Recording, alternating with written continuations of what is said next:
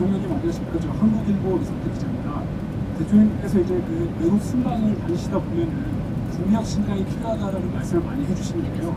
이제 얼마 전에 국가 경쟁력을 높이기 위해서 6대 핵심 과제 개혁 필요성을 말씀하신 적이 있습니다. 네. 이제 뭐 다른 나라 사례나 전례에 비춰보면 6가지 중에서도 노동과 연금 분야 개혁 과제가 상당한 그 저항이 좀 예상되고 있는데요. 그 노동개혁 분야에서 고용시장 유연화 과제가 담기는지 그 연금 개혁의 목표는 어느 쪽으로 설정하고 계신지 궁금합니다.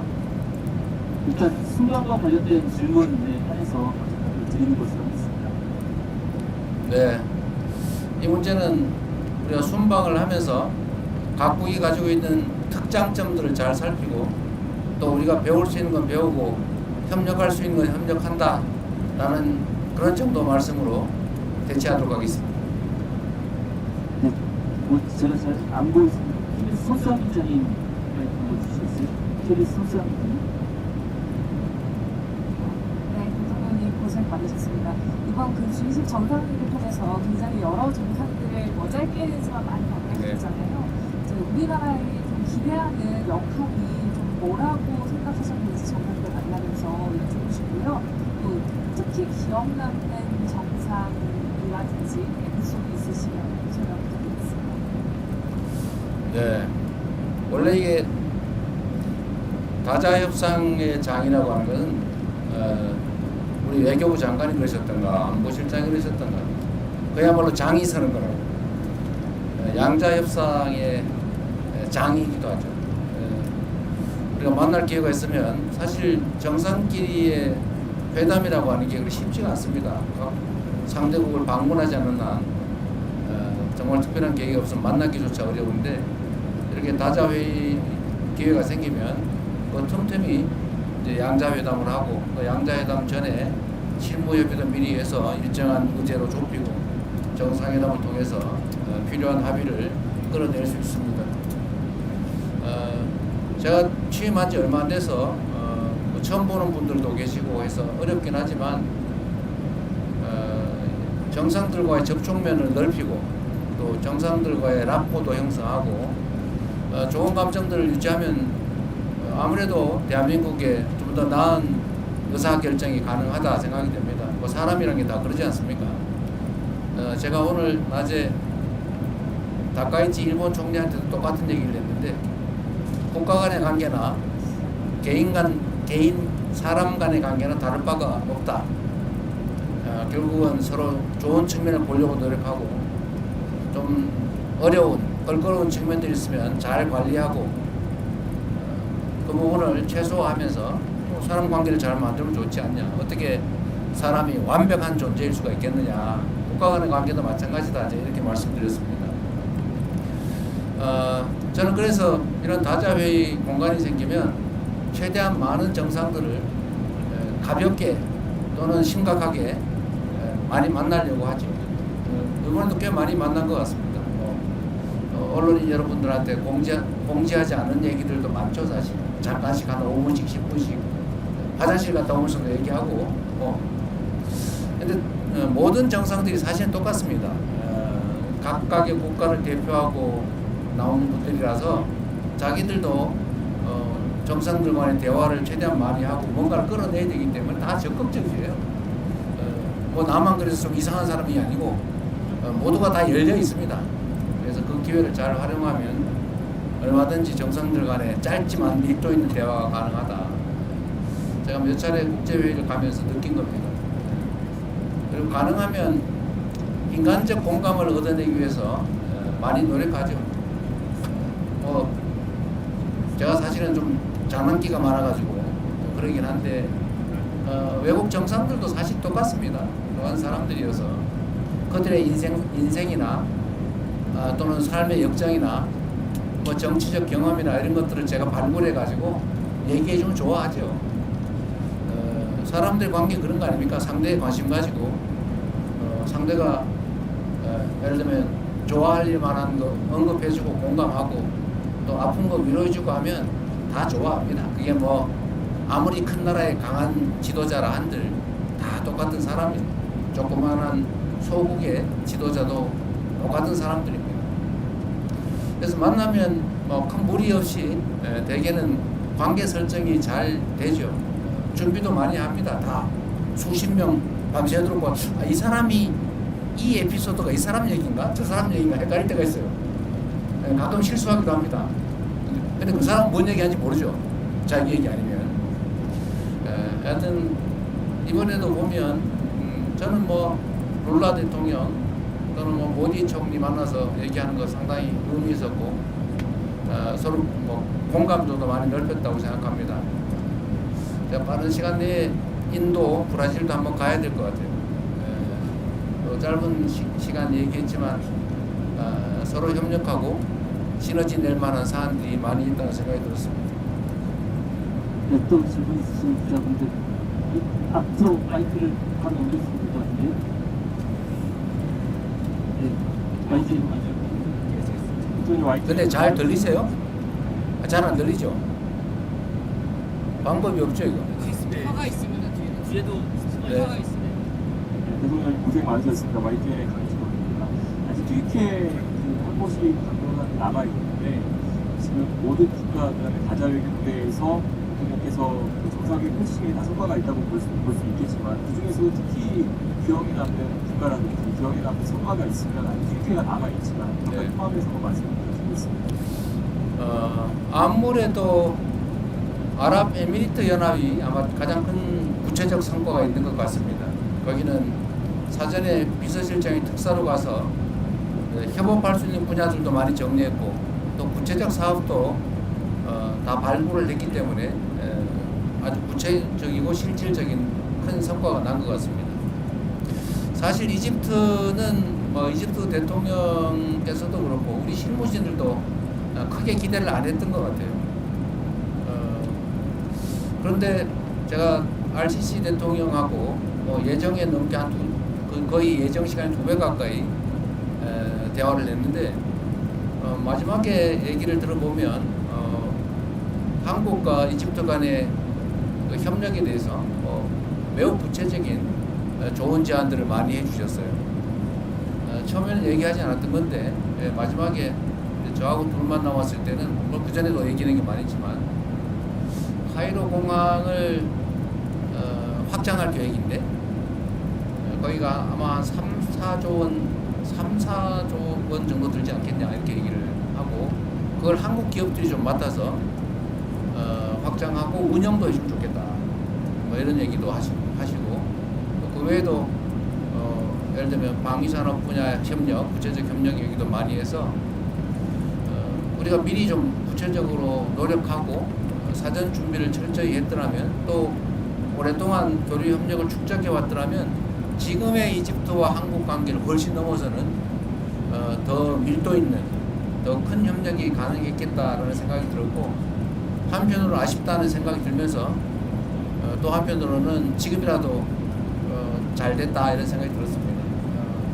이집트는 제가 가급적이면 이집트 대통령을 복빈으로 한국에 오시라고 초청을 드렸는데 오시겠다는 의사도 표명하셨고 오시기 전에 실무적인 협의를 좀 거쳐서 지금 그때 당시에 그냥 난삽하게 얘기했던 각종 협력 사안에 대해서 충분히 준비하도록 하겠습니다. 아마 우리 기업들이나 우리 국민들에게 큰 기회를 만들 수 있지 않을까 생각이 됩니다. 네, 카메라 기자님들 때문에 제가 시선이 가려서 잘 안 보이는 것 같은데 뒤에 마이크를 좀 넘겨주시면서 또 말씀을 해주시겠어요? SBS 부서기자님. 근데 우리 대변인이 남성 편향적인 것 같은 느낌이 좀 듭니다. 네, 저 SBS 강청환 기자라고 합니다. 지금 마지막 방문이 튀르키예를 가시는데 튀르키예 언론과도 인터뷰를 하셔서 일부 내용을 말씀을 하셨지만 특히 주한점 쪽에 가셔서 정상회담을 하실 내용이라든지 아니면 또 기대하는 성과가 있으실지 궁금합니다. 뭐 제가 취임하면서도 말씀드렸지만 우리 대한민국의 경제 상황이 그렇게 좋지가 못하기 때문에 그래서 가장 중요한 것은 국가 간 협력을 통해서 대한민국의 경제 상황을 개선하는 겁니다.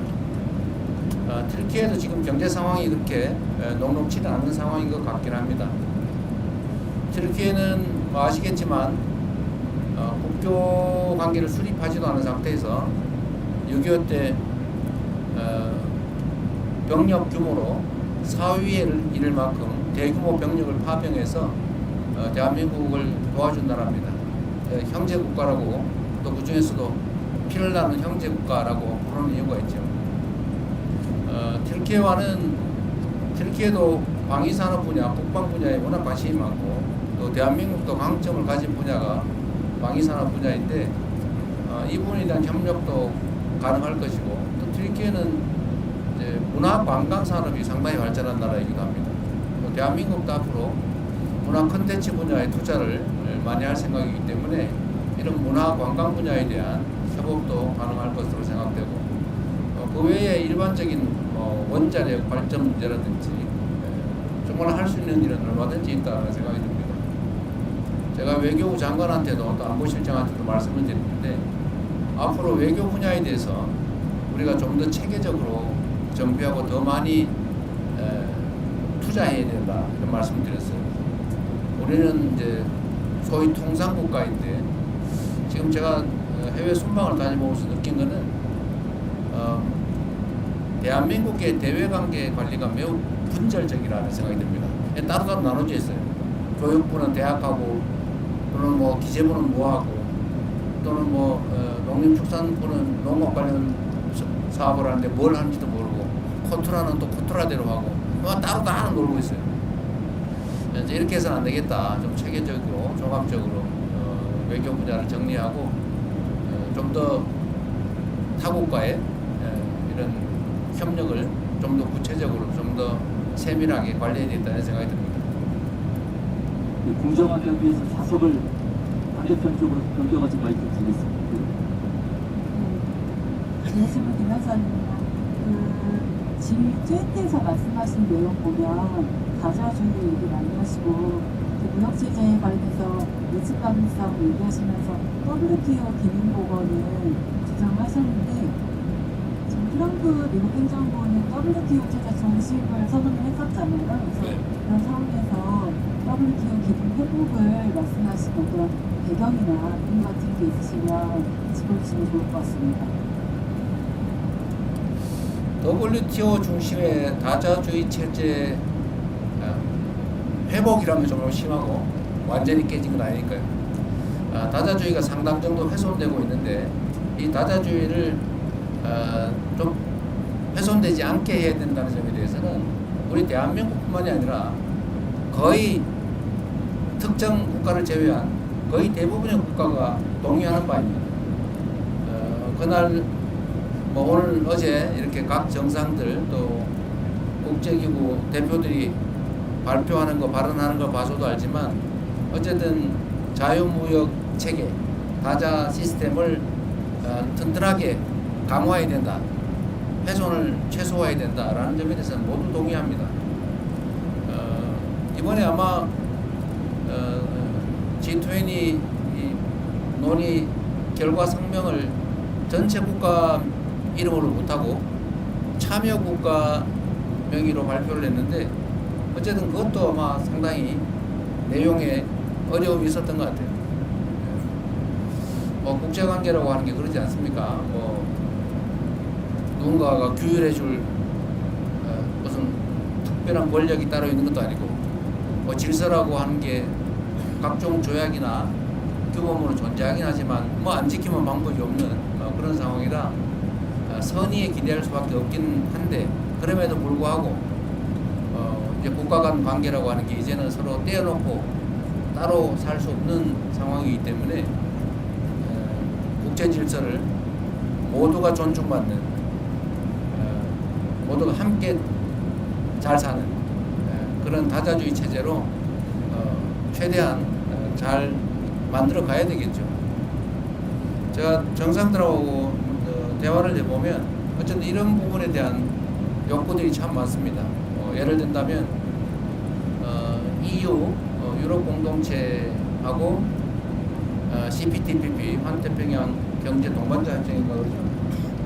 이걸 결합을 하자, 이런 얘기도 많고, 또 특정 국가는 몇 개 국가를 좀 이해관계가 유사한 국가끼리 좀 같이 묶어보자 이런 얘기들도 많이 합니다. 그게 이제 WTO 체제가 좀 위협을 받다 보니까 또 다른 형태의 구조를 만들려고 하는 건데 어쨌든 그런 노력들까지 다 합쳐지면 그래도 자유무역 질서라고 하는 게 결국은 모든 국가가 함께 살 수 있는 거의 유일한 길이기 때문에 결국 그 길로 갈 수밖에 없을 것이라고 생각합니다. 말이라도 계속 해야죠. 네, 또 질문 있으시면 구성 기자님 거 마이크 드리겠습니다. 머리 저기 뒤에 뒤에 네, 안녕하세요. 김성은 기자이고요.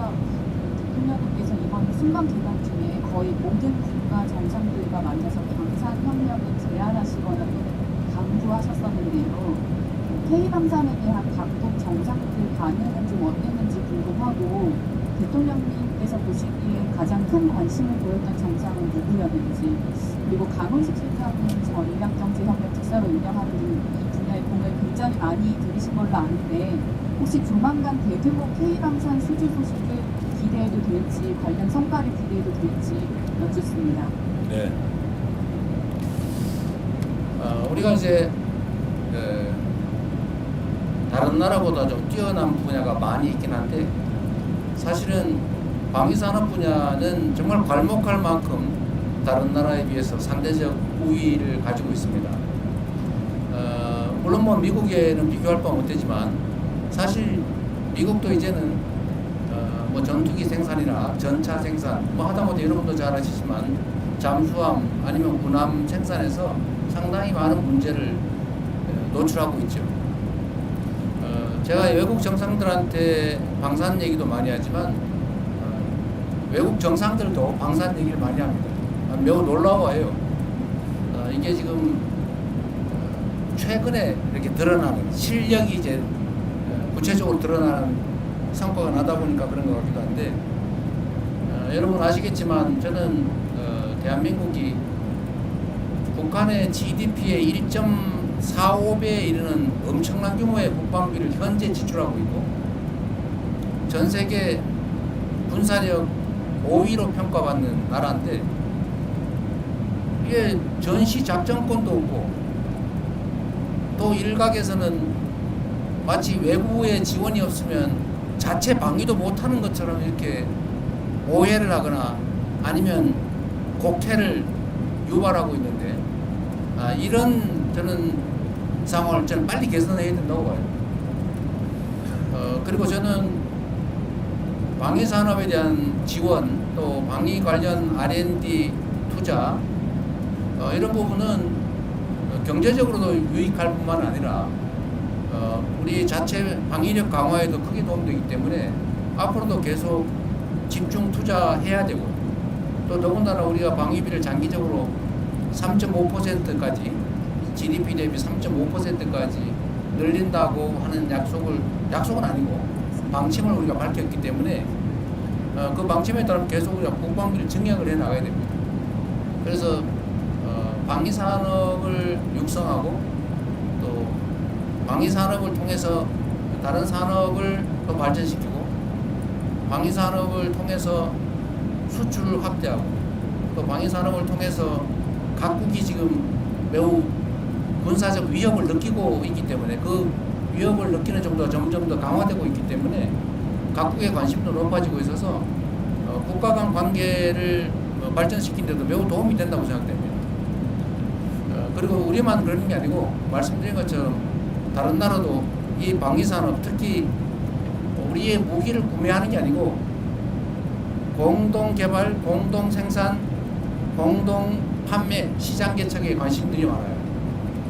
우리가 예를 들면 폴란드의 그 전차, 이 전차 수출하고 그 일본도 현지 생산을 하고 있지 않습니까? 폴란드도 매우 만족하고 있는데 사실은 KF-21을 포함한 전투기나 특히 인도 같은 경우는 조선산업협업을 구체적으로 요청을 했는데 어쨌든 거기는 뭐 군수 분야도 들어 있을 걸로 추측은 돼요. 그래서 이거는 여러 다방면으로 우리에게 절대적으로 필요한 부분이기 때문에 저도 많이 강조하고 또 실제 수출 성과도 내야 되고 아마 실제 결과도 조만간 나오게 될 겁니다. 상당히 전망이 좋은 또 해야 될 분야라는 생각이 듭니다. 네, 다음 질문으로 넘어가겠습니다. 뉴스의 김시현 기자님. 네. 저 뉴스의 김수현입니다. 제가 그 8월에 박내일 귀국길에 아파서 잠시 이분이 그렇습니다. 2개월 지금 간 정도 쉬다가 일주일 전에 복직해서 이번 순방에 함께하게 됐는데요. 일단 감회가 좀 새로워서 그 말씀을 한번 드리고요. 지금 질문을 돌아가서 그 독일 총리와 아까 그 한반도 정세에 대해서 조금 말씀을 나눴던 것으로 공개가 됐는데 그거에 대한 구체적인 좀 발언은 조금 안 나온 것 같아가지고요. 아까 중국과 일본과의 관계 말씀하시긴 했지만 독일 총리와 조금 나눴던 대화를 공개하실 부분이 있으시면 조금 설명해 주시면 감사하겠습니다. 아까 브리핑 안 했습니다.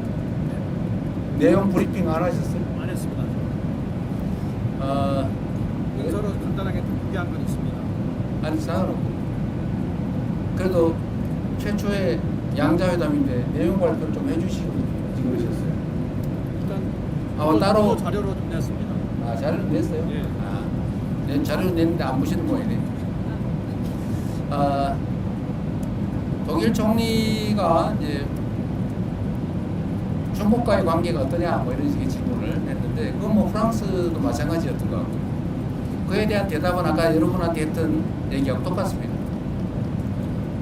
아주 원론적인 군사안보 측면의 한미동맹을 기반으로 우리는 판단하고 행동할 수밖에 없고 그러나 또 한편으로는 지리적인 관계나 또 역사적 관계 또 경제적 관계 측면에서 단절할 수 없다. 적절하게 관리해야 된다라는 입장을 충분히 얘기했습니다. 뭐 특별한 건 없었어요. 뭐 어차피 한 3, 40분 얘기하는 건데 우리가 독일하고 얘기가 너무 많이 길었죠. 한 40분. 예, 길게 했습니다. 프랑스하고 프랑스가 40분, 독일은 한 독일이 한 20분. 네, 회의 시간 때문에 그렇게 됐는데 그 독일, 프랑스는 역시 우리가 꼭 방문하든 또는 프랑스 미테랑이 아니지 누구지? 마크롱 대통령은 내년에 방한하겠다고 하니까 또 그때 더 구체적인 얘기를 하게 될 것 같습니다. 네, 또 질문 있으신 기자분들. 네, 이번 연합뉴스 감사합니다. 네, 안녕하십니까. 대통령님 고생 많으셨습니다. 연합뉴스 TV의 성승환입니다. 그 남아공 주의식을 오시기 전에 정주 에이펙을 저희가 주인으로서 손님들을 맞았었는데 이번에 손님을 한번 모셨고 3년 뒤에는 저희가 다시 주의식을 해서 마주해야 되잖아요. 어떤 좀 이거는 좀 신경 많이 써야겠다. 왜냐면 더 많은 국가들이 오니까 이런 걸좀 지키시게 되는 것 같아요. 마이크를 잘 정비해야 되겠다는 생각이 들었습니다. 마이크가 계속 말썽이 되군요.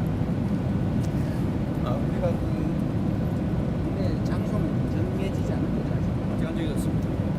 아직 이제 어디 대한민국에서 개최하는 건 정해졌는데 대한민국이 어디에서는 아직 미정 상태라서 그에 맞춰서 준비는 철저하게 잘 해야 되겠습니다. 에이펙은 김민석 총리께서 워낙 잘 챙겨서 특별히 문제가 없었던 것 같은데 다음 회의도 잘 준비해야 되겠다는 생각이 듭니다. 이게 국제회의는 어쨌든 전 세계 언론들이 다 지켜보는 상태인데 세밀하게 준비를 잘 안 하면 좀 국격에 의심을 받을 수도 있겠다 그런 생각이 좀 들긴 합니다. 충분히 투자할 만한 일이라는 생각이 듭니다. 네, 또 한국경제 문제부터. 대통령 안녕하십니까. 한국경제신문 한재영입니다. 그 모디 총리가 조선업 협력을 얘기를 하면서 소다자 협력이라는 용어를 사용했던 걸로 알고 있는데 그 구체적으로 어떤 협력 모델을 제시한 것이고 거기에 대해서 대통령께서는 어떤 판단을 좀 하셨는지 궁금합니다. 모디 총리는 이제 조선부 분야 협력을 하자고 하면서 이제 예로 든 게 인도, 한국, 일본 이렇게 3국 간 조선 부자에 대한 협력 체계를 구축하는 게 어떻겠냐라는 그런 말씀을 하셨습니다. 근데 우리는 좀 더 그 부분에 대해서 판단할 여지가 남아있기 때문에 우리는 충분히 제안은 잘 들었고 추후에 논의하자 이렇게 얘기했습니다. 네, 또 혹시 질문 있으신 분은 네, 세계인 분. 네, 안녕하십니까. 대통령님 고생이 많으십니다. 좀 궁금한 부분이 이번 G20 정상회의에서도 그렇고 각국을 방문하실 때도 AI라든가 뭐 기본 AI 뭐 이런 부분을 많이 말씀해 주셨는데요. 그에 대한 그 각국 정상들의 반응이라든가 아니면 우리가 AI 정책하고 관련해서 긴밀히 좀 협력을 할 수 있겠다 이런 생각이 좀 국가를 각별 있으실까요? 말씀드립니다. 이번 G20의 핵심 의제 중에 하나도 AI를 어떻게 공정하게 잘 활용할 거냐라는 것입니다. 대한민국이 모두를 위한 AI라고 하는 정책을 추진하고 있는데 그 대한민국이 하고 있는 모두를 위한 AI는 우리 국민 모두도 포함되지만 세계 모든 나라도 동시에 포함합니다. 근데 대개의 나라들이 지금은 자칫 잘못하면 인공지능 분야에서 특정 몇 개 국가에 종속될 가능성이 매우 높고 이 점에 대해서 정상들 중에는 걱정을 하는 사람들도 있습니다. 독자적으로 이걸 투자해서 해결하기는 어려운데 이거를 그렇다고 끌려가기는 어렵고 이런 걱정을 하고 있어서 제가 예를 들면 이집트 대통령한테는 그런 얘기를 했죠. 이집트 인구가 1억 명인데 앞으로 결국 세상은 인공지능 중심으로 바뀌어갈 거고 거기에 끌려가는 것보다는 동행하는 게 그래도 낫다.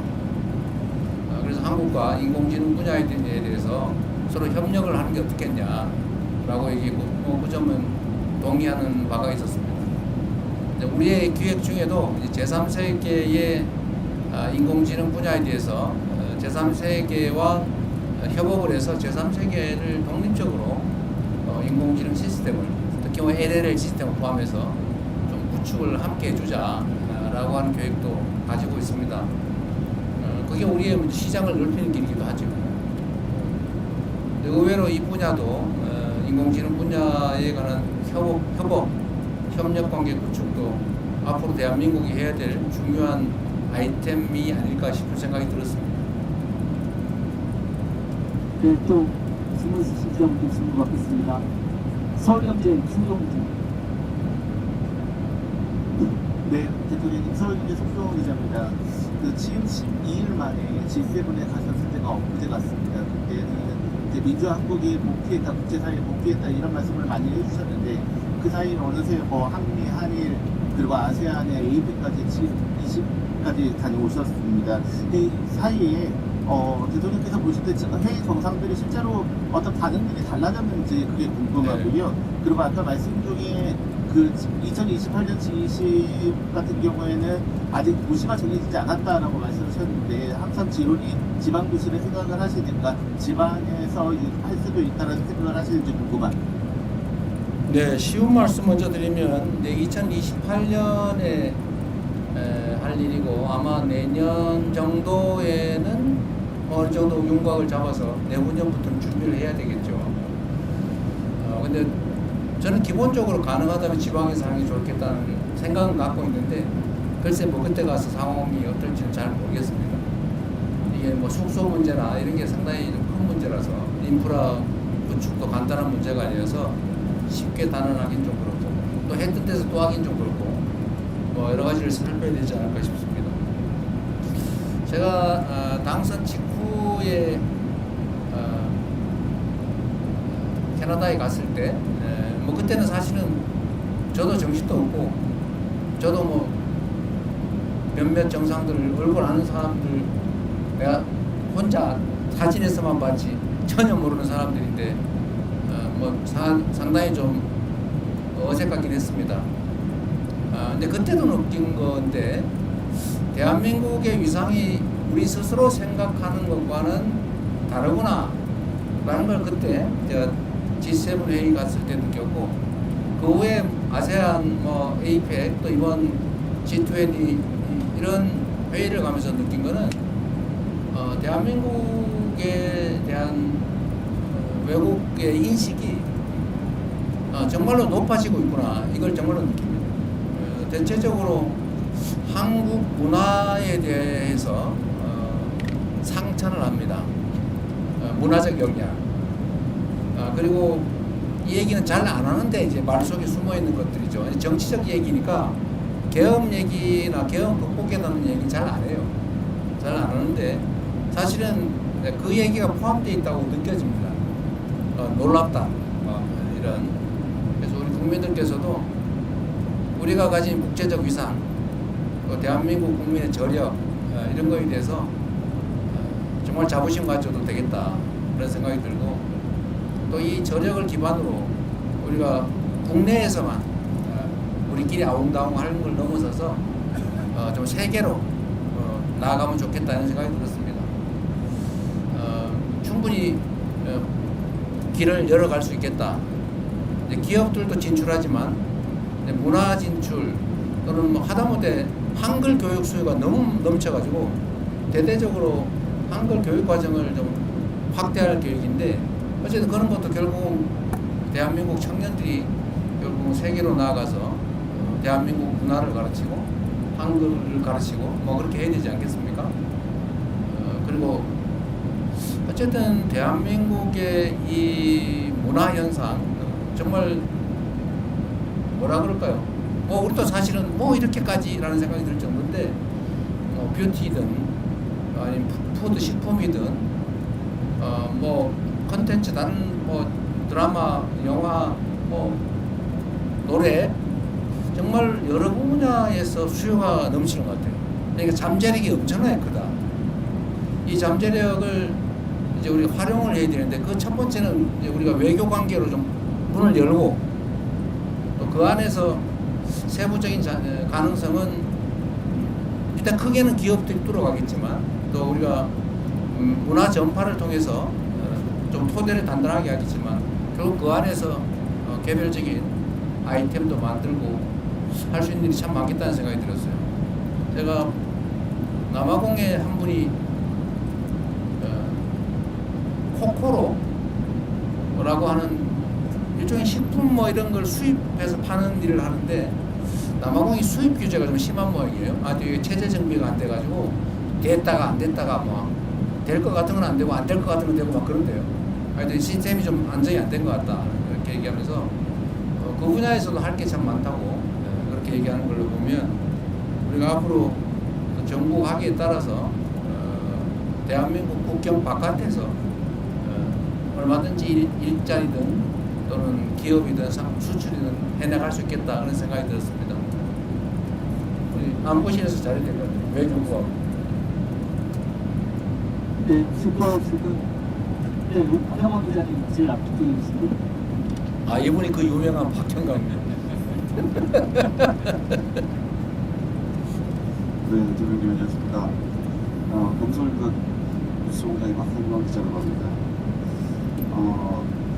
작가 생각으로 많이 피곤하실 텐데 고생이 많으십니다.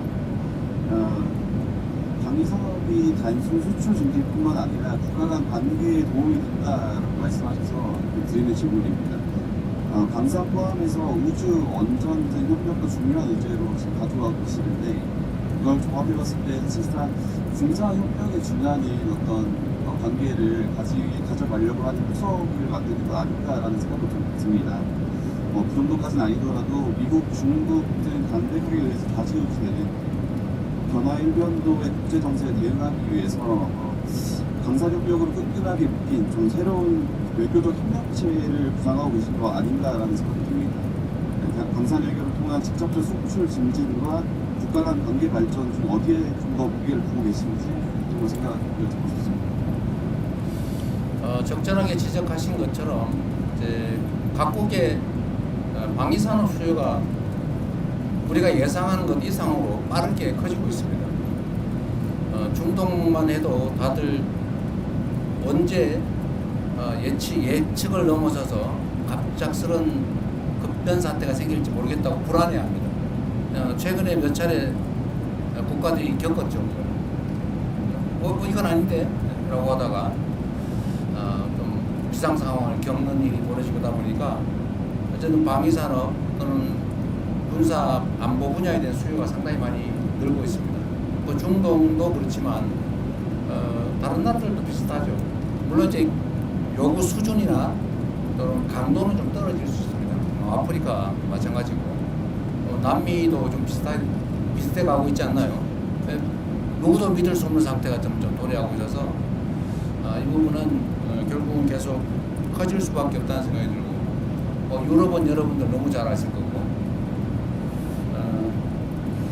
국가 간 관계 강화의 뭐 한 축이 될 수도 있고 이게 특히 협업을 하게 되면 공동 기술 개발, 공동 생산 이런 식으로 하게 되면 이게 군사 안보 협력을 안 할 수가 없어요. 그냥 라면 한 개 팔고 마는 거하고 다르죠. 이거는 국가 간 관계가 아주 깊이 안보 측면에서 연관 지을 수밖에 없기 때문에 국가 간 관계도 밀접하게 될 수밖에 없다. 말씀드렸지만 저는 언제나 그렇게 생각하죠. 위기가 오면 기회로 만들고 피할 수 없다면 그건 자연 현상의 일부로 운명처럼 받아들이고 최대한 활용하자. 우리도 결국은 국방 분야에 투자를 늘릴 수밖에 없는 상태인데 그러면 외교 관계도 확대해 나가는 게 뭐 일반 무역 투자도 있겠지만 또 문화 교류도 있고 인적 교류도 있고 뭐 원자력이든 뭐 여러 가지 있겠지만 그중에 방위산업 분야도 아주 현실적으로 매우 유효한 수단이다 그런 생각이 듭니다. 네, 저희가 45분 정도 더 하라고 하세요. 나중에 안 물어봤다고 억울해하면 안 되죠. 예, 제가 잘 안 보니까 그래서 마이크를 전달해 주시고 두 분 계세요, 두 분. 네네. 소속과 이런 말씀 주시면 감사하겠습니다. 대통령님 채널의 김동훈 기자입니다. 대통령님 그 이집트 대통령과 정상회담에서 한반도 평화 중재 역할 강조하셨고요. 독일 정상회담에서도 통일 노하우 알려달라 하셨는데요. 북한과 관계 개선을 위해서 한 단계 더 나아갈 것, 우리가 먼저 할 수 있는 거 계획하고 있으신지, 한미 연합 군사훈련 축소 같은 것도 포함되는 건지 궁금합니다. 어쨌든 북한이 가장 예민해하는 것이 이제 한미 연합 군사 훈련인데 그 부분에 대해서 우리가 선제적으로 훈련 규모를 축소하거나 뭐 연기하거나 뭐 이런 것들을 검토하자는 주장도 일부에서 있습니다. 또 한편으로는 그게 만약에 남북 간의 평화 체제가 확고하게 구축이 되면 뭐 안 하는 게 바람직하겠죠. 그러나 이게 어떤 게 먼저냐라는 것은 그때 상황에 따라서 이게 지렛대가 될 수도 있고 결과가 될 수도 있죠. 지금은 당장 말하기는 어렵습니다. 그러나 길게 보면 대한민국의 방위는 대한민국 스스로 책임지고 또 가급적 군사훈련을 하지 않아도 되는 그야말로 말씀드린 것처럼 싸우지 않아도 되는 싸울 필요가 없는 평화체제를 확고하게 구축하면 뭐 그때 되면 이런 트럼프 대통령이 별로 안 좋아하는 돈 드는 합동군사훈련 이런 거 안 해도 되지 않습니까? 그러나 지금 단계에서는 뭐 쉽게 얘기할 수 없는 부분이죠. 그래서 이거는 상황과 조건에 따라서 얘기할 거지 지금 미리 어떤 방향으로 예단하기는 어렵다. 그렇게 생각이 됩니다. 네, 그 뒤에 내일경제 오세요. 예, 안녕하세요. 매일경제 오수현입니다. 방금 출국 전에 공개된 트리티의 언론과의 인터뷰가 있었습니다. 네. 이 인터뷰에서 대통령께서 트리티 10억 원전 프로젝트 논의가 진행 중이고 한국 원전 기술로 트리티의 원자력 발전에 기여하기 희망한다고 하시면서 이제 수주 의지를 밝히신 걸로 이해를 했는데요. 현재 우리나라 기업이 관련 프로젝트에 이제 입찰을 해서 경쟁 중에 있는 상황입니다. 그래서 이번 국빈 방문을 계기로 관련한 결과가 도출될 가능성이 있을지 말씀 좀 부탁드립니다. 뭐 결과를 예단하기는 어려울 테고 아마 한전이 입찰에 응한 것 같아요. 응찰한 것 같은데 정상은 대화를 통해서 우리 대한민국 원전 사업의 우수성, 그 다음에 경쟁력 이런 것들을 잘 설명하고 좋은 결과가 나도록 노력을 해봐야죠. 뭐 결과에 또 뭐 여러 가지 판단할 요소가 있으니까 기다려봐야 되지 않겠습니까? 네, 또 혹시 질문이 더 있으실까요? 손을 드는 분이 안 계신 것 같아요. 있나요? 그쪽에 마이크를 전달을 해주십시오. 네, 대통령님 수고 많으십니다. 연합뉴스 이명석 기자고요. 조금 전에 질문 나왔던 튀르키예 설치 언론 인터뷰에서요. 잘 들리시나요? 네, 잘 들려요. 네. 대통령께서 이제 통일의 노조의 변칙 내유다라고 얘기하시면서 점진적 단계적으로 추진해 나가겠다는 말씀하셨는데요. 잘은 뭐라고 총리가 뭐라고요? 통일에 대해서 통일에 일방적으로 추진하지 않겠다. 점진적 단계적으로 추진해 나가겠다라는 얘기를 하셨는데 이 얘기는 결국은 지난번에 통일에 대해서 추진하지 않겠다는 거랑 마찬가지로 이 정부에서는 좀 시간이 걸린다고 하더라도 충분히 대화를 가지고 장기적으로 접근하겠다는 뜻으로 저희가 받아들여도 되는 건지 궁금하고요. 그리고 같은 맥락에서 지난번 인프 때 북미 정상 간 대화가 아쉽게도 좀 무산이 됐는데 혹시 다음 모멘텀으로 이 통일 문제를 진전시킬 수 있는 다음 외교적 모멘텀이 뭐가 있을지 생각하시는 분이 있으면 설명해 주시면 감사하겠습니다. 네. 남북 관계는 참으로 안타깝게도 매우 적대적이고 대결적 양상으로 바뀌었습니다. 아주 초보적인 신뢰조차도 없어서 아주 극단적인 발언 또 극단적인 행동을 보여주고 있습니다. 북한 측이. 아시겠지만 지금 군사분계선 기준으로 북한이 3중 철조망을 치고 있어요. 이게 6.25 전쟁이 이제 휴전으로 끝나고 그 이후 정말 수십 년 동안 안 하던 일입니다. 지난 윤석열 정권 당시에 북한으로 가는 철도 다 폭파했습니다. 북한으로 가는 도로 다 파내고 둔덕을 쌓았습니다. 말씀드린 것처럼 전 군사분계선에 3중 철책을 설치하고 있어요. 다시 감시초소 설치하고 그 군사분계선 설치한다고 뭐 지뢰 매설한다고 우리 측하고 그쪽하고 서로 생각하는 경계가 달라서 그쪽은 자기 땅이라고 왔다 갔다 하는데 우리가 보니까 넘어왔다 그래서 경보 사격하고 넘어가고 이러고 있어요. 언제 우발적인 충돌이 벌어질지 모르는 상황까지 갔습니다. 그리고 남측을 북한은 적대적 두 국가다. 이제는 뭐 전치 원수다. 이렇게 얘기하고 있지 않습니까? 일체 모든 연결선이 다 끊겼습니다. 일체 대화 접촉 자체를 거부하고 있어요. 매우 위험한 상태죠.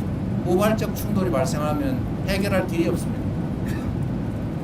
아무리 적대적인 국가 간이라도 비상연락망은 원래 가지고 있어요. 한 라인은 다 있지 않습니까?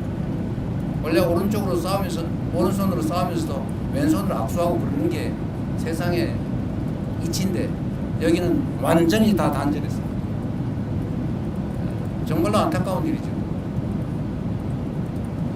이게 과연 대한민국의 국익에 바람직하냐? 전혀 아니지 않습니까?